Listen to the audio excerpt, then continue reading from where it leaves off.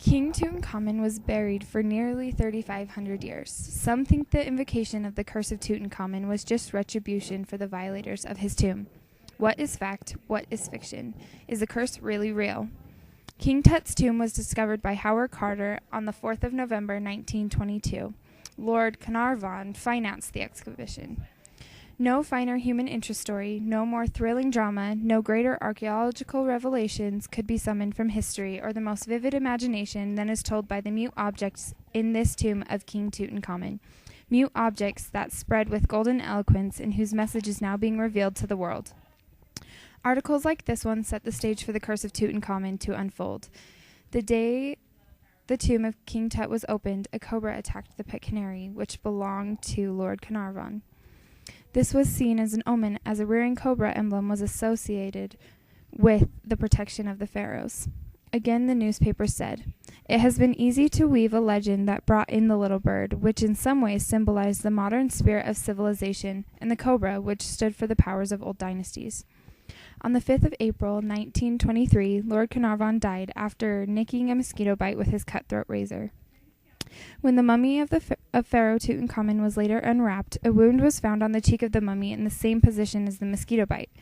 Newspapers reported that on the very time of his death, all the lights in Cairo went out for 20 minutes, and the Lord's pet fox terrier let out a howl and dropped dead at home in Highclere Castle in England.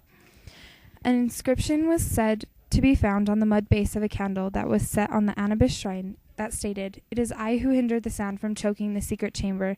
I am for the protection of the deceased."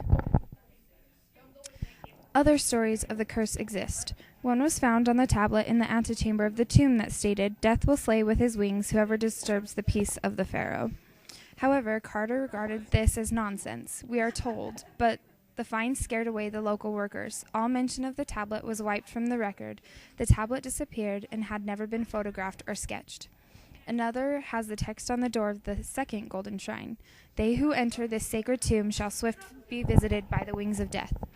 Another story has the curse inscribed on a stone, which they say Carter later buries. It states, "Let the hand raised against my form be withered. Let them be destroyed who attack my name, my foundation, my effigies, the images like unto me." Of the 22 people present at the opening of the sarcophagus, 2 died. Of the 10 people present at the unwrapping of Tut's mummy, none died. Carter died 1939 at age 64.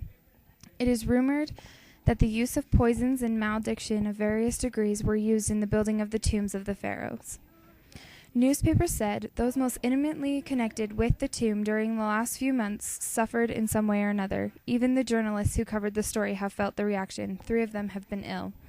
Was it just the poison and maledictions that were killing people? Was it the media that made up the curse of King Tut?